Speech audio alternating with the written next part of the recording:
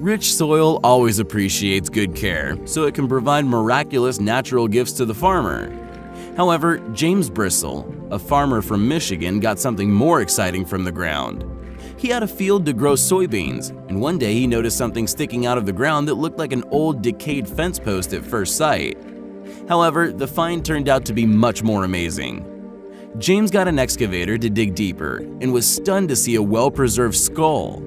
These were the bones of a woolly mammoth that lived on the planet about 15,000 years ago. The multiton giant was approximately 40 years old when it died. Archaeologists found most of the animal's skeleton, including the almost intact skull with tusks, though they did not find its limbs. Apparently, some hunters separated and took the limbs and put the mammoth's body in storage.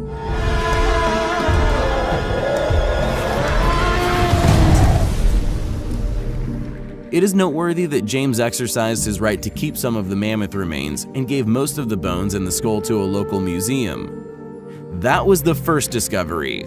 Let's see what's next.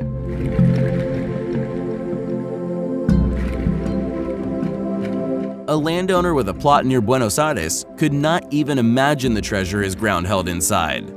While walking around his farm, Jose Nieves discovered a part of an unidentified object in the ground, but it resembled of a dinosaur eggshell.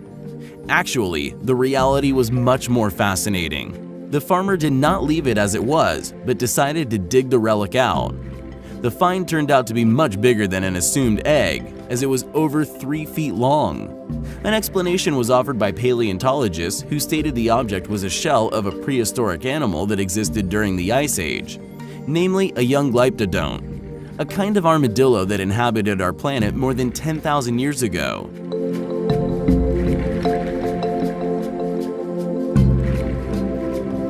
The discovery was unique, as the osseous structure was well preserved considering the time since the animal died. This find shows how amazing and mysterious nature is, as it stores numerous valuable puzzles of our past. A famous discovery was made by mere chance. In March 1974, a peasant from Jean went to the mountains to dig a well. To his surprise, he found many ceramic fragments sticking out of the ground instead of water when digging. This became one of the most significant archaeological finds of all time. The terracotta army of Qin Shi Huang, the emperor who united isolated Chinese states into a single empire in the 3rd century BC. The notable historic relic dates back to 210 to 209 BC. Each of 8,000 warriors is a full-size statue made of clay that weighs about 135 kilograms. The weight of each horse is 335 kilograms. The baked material was covered with a special organic substance and painted.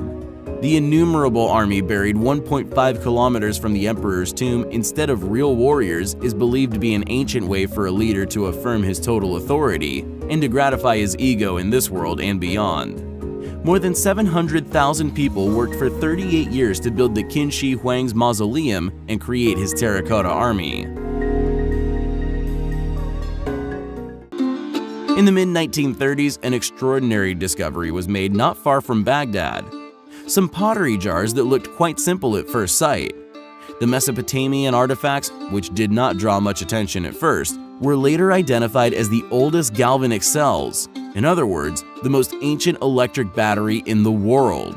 The battery itself is a 13-centimeter container filled with acid or alkali with a copper cylinder and an iron core inside, a galvanic element that is quite customary for us today. The design of the container is very similar to that of the chemical device intended to generate electric current created in the early 19th century by Alessandro Volta, the pioneer of electricity. Does it mean that ancient people knew about electricity 2,500 years ago? The question remains undetermined. In 1947, Willard F. Gray, an American physicist, made an exact copy of the Baghdad battery using copper sulfate as the electrolyte. The battery produced electric current with a voltage of about 2 volts.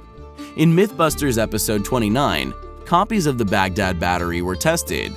Carey, Grant, and Troy managed to generate 4 volts of current using some lemon juice as the electrolyte. Holy! We have 4 volts! 3 volts! Oh, yeah! Days are very much alike for coal miners, especially those working in the rural Siberian Tysol region of Kemerovo Oblast. On September 5, 1969, miners working in a coal mine at a depth of 70 meters saw a 2-meter marble sarcophagus.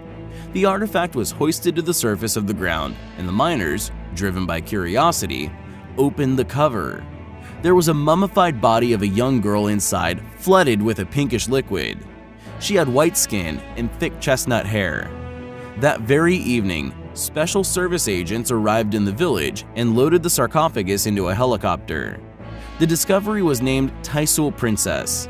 Scientists were stunned. The body taken out of the liquid started browning rapidly, but was restored to its original color when placed back into the sarcophagus without any signs of decay. It turned out to be impossible to determine the production technique and the content of the liquid filling the coffin. It is reasonable to assume that the girl belonged to a civilization that was much more highly developed than ours. However, there is no reference to the mysterious Tysol Princess in scientific publications or news feeds. There are no authentic video materials to prove this exceptional discovery.